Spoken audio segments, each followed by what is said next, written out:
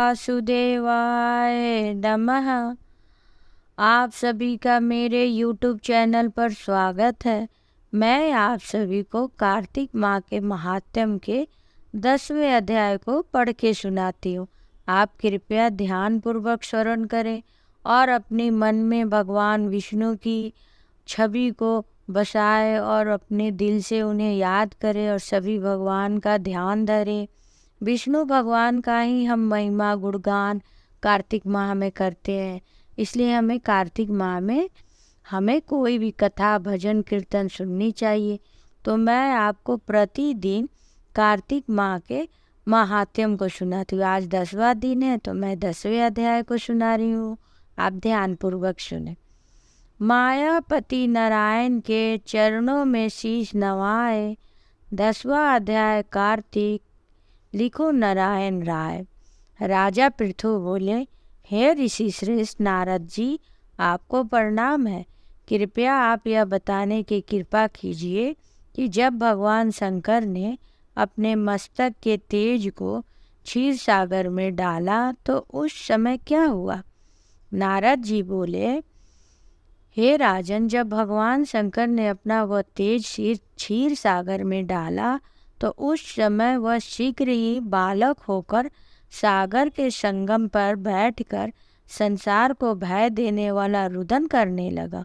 उसके रुदन से संपूर्ण जगत व्याकुल हो उठी। लोकपाल भी एकदम डरने लगे।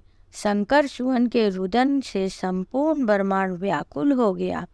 यह देखकर सभी देवता ऋषि मुनि व्याकुल होकर ब्रह्मा जी के शरण में गए और उन्हें प्रणाम करके उनकी स्तुति करने लगे।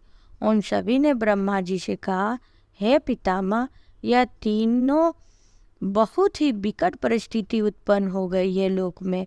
यह महायोगिनी, इसको नष्ट कीजिए। देवताओं के मुख से इस प्रकार ब्रह्मा जी सत्यलोक से उतरकर उस बालक को देखने के लिए सागर तट पे पहुँचे। सागर तट पे ब्रह्मा जी को आता देखकर प्रणाम किया और बालक को उठाकर गोद में ले लिया। आश्चर्यचकित होते ब्रह्मा जी ने पूछा, हे सागर, यह किसका बालक है और ये क्यों रो रहा है। तब सागर विनम्रता पूर्वक बोले, प्रभु, यह तो मुझे ज्ञात नहीं है, परंतु इतना अवश्य जानता हूँ कि यह गंगा सागर के संगम पर प्रकट हुआ है। इसीलिए हे जगत गुरु, आप इस बालक का जात कर्म आदि संस्कार के इस जातक का फल बताइए। नारद जी ने राजा पृथु से बोला, सागर ब्रह्मा जी के गले में हाथ डालकर बार बार उनको आकर्षण कर रहा था। फिर तो उसने ब्रह्मा जी का गला इतनी जोर से पकड़ा कि उससे पीड़ित होकर ब्रह्मा जी के आंसू से आंसू टपकने लगे। ब्रह्मा जी ने अब दोनों हाथों का जोर लगाकर किसी प्रकार सागर से अपना गला छुड़वाया। सागर ने कहा, हे सागर, सुनो, मैं तुम्हारे इस पुत्र का जातक फल कहता हूँ। मेरे नेत्रों से जो यह जल निकला है, इस कारण इसका नाम जलंधर होगा। उत्पन्न होते ही यह तरुणावस्था को प्राप्त हुआ है, इसलिए यह सब शास्त्रों का परागामी, पराक्रमी और महावीर, बलशाली, महायोद्धा और रण में विजय प्राप्त करने वाला होगा। यह बालक सभी दैत्यों का अधिपति होगा। यह किसी से भी पराजित नहीं होगा। भगवान विष्णु को भी जीतने वाला होगा। भगवान शंकर को छोड़कर यह सबसे औराध्य होगा। जहाँ से इसकी उत्पत्ति हुई है वहीं जाएगा। इसकी पत्नी बड़ी ही पतिव्रता, सौभाग्यशाली, स्वर्ण सुंदरी, परम मनोहर, मधुरवाणी बोलने वाली, शीलवान होगी। सागर से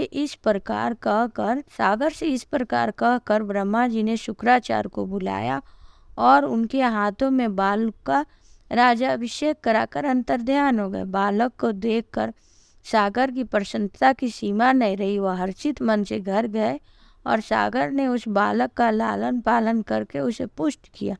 फिर काल नेमी नामक असुर को बुलाकर वृंदा नामक कन्या से विधि पूर्वक उसका विवाह कराया। उस विवाह में बड़ा ही उत्सव हुआ। श्री शुक्राचार्य के प्रभाव से पत्नी सहित जलंधर दैत्यों का राजा बना। इस प्रकार मैंने आप लोग को कार्तिक माह के महात्म्य के 10वें अध्याय को सुनाया। आप इसे ध्यानपूर्वक सुने और किसी भी कथा को आप स्किप ना करें और ध्यानपूर्वक सुने। हम जब कथा सुनते हैं तो हमें कोई ना कोई अच्छा फल मिलता ही है। बहुत लोग बोलते हैं मैं बहुत कथा सुनती हूँ, पूजा पाठ करती हूँ, मुझे फल नहीं मिलता है। तो ये बताइए, भगवान का पूजा पाठ क्या कोई बिजनेस है कि मैं एक हाथ से दूँ दूसरे हाथ से लूँ? नहीं, ये हमारा समर्पण है। हम भगवान के प्रति अपने अपने समर्पण का अलग अलग ढंग है। कोई कथा सुन के, कोई भजन करके, कोई नाच के, कोई मंत्र जप के, कोई उनको याद करके, कोई किसी का सेवा करके, किसी भी रूप में आप कर सकते हैं। ऐसी बात नहीं है कि किसी का कोई कार्य हम बोल दे कि नहीं ऐसे नहीं करना चाहिए या इनका है, क्योंकि सबसे बड़ी बात है हमारे हृदय का प्रेम, जो हम भगवान से छुपा नहीं सकते। हम लाख भजन करें, हृदय में कपट भरा है, बिल्कुल उसका कोई फायदा नहीं होगा। लेकिन अगर हम कुछ भी नहीं कर पा रहे हैं, अगर हमारी दादी नानी है भाई, आजकल के टाइम में उनसे नहीं कि बुक पढ़ा जा रहा है, नहीं देखा जा रहा है, या समय है, मोबाइल का ज़माना है, तो हम मोबाइल पर इस ऑडियो को सुने और अपने दादी नानी को भी लगा के हम दे सकते हैं, अगर हमारे पास टाइम नहीं है कि आप सुन लीजिए। तो आप इस प्रकार से भगवान का गुणगान कर सकती हैं, या घर में बजा के भी आप रख दी तो बजते रहा, आप काम करती रहेंगे। ऐसा भगवान का नाम लेने से पूरे घर में एक पॉजिटिव एनर्जी आती है। तो हमें हर समय भगवान का गुणगान करना चाहिए, हर माह में करना चाहिए। लेकिन कुछ खास खास दिन, खास खास भगवान का हम नाम ले लेते, खास खास महीने में हम उनका गुणगान करते, ताकि हमारे अंदर एक उत्सव जैसा बना रहे कि हमें ये कर दी है। आज हम मंगलवार को शंकर जी का, हनुमान जी का पूजा करें, ऐसा थोड़ी कि हम सोमवार को नहीं कर सकते हैं। लेकिन एक बना देते हैं कि आज हनुमान जी का दिन है, हनुमान जी का ये गुणगान करे, आज ही शंकर जी का दिन है, आज लक्ष्मी माँ का दिन है। हर दिन हर देवता का उतना ही महत्व है। तो वो अपने आप को भक्ति के पास लाने की एक जरिया है कि हम दीप जलाएं, धूप जलाएं, भजन करें, कीर्तन करें। वो एक रास्ता है, हम उस रास्ते पे चलते हैं और भगवान के समीप पहुंचने का कोशिश करते हैं कि हाँ उनको जाने समझे या अच्छी बात बोले तो हमारे तरफ पॉजिटिव एनर्जी आएगी। जब हमारा मन शुद्ध रहेगा तो भगवान हम पे ज़रूर ध्यान देंगे। ओम वासुदेवाय नमः।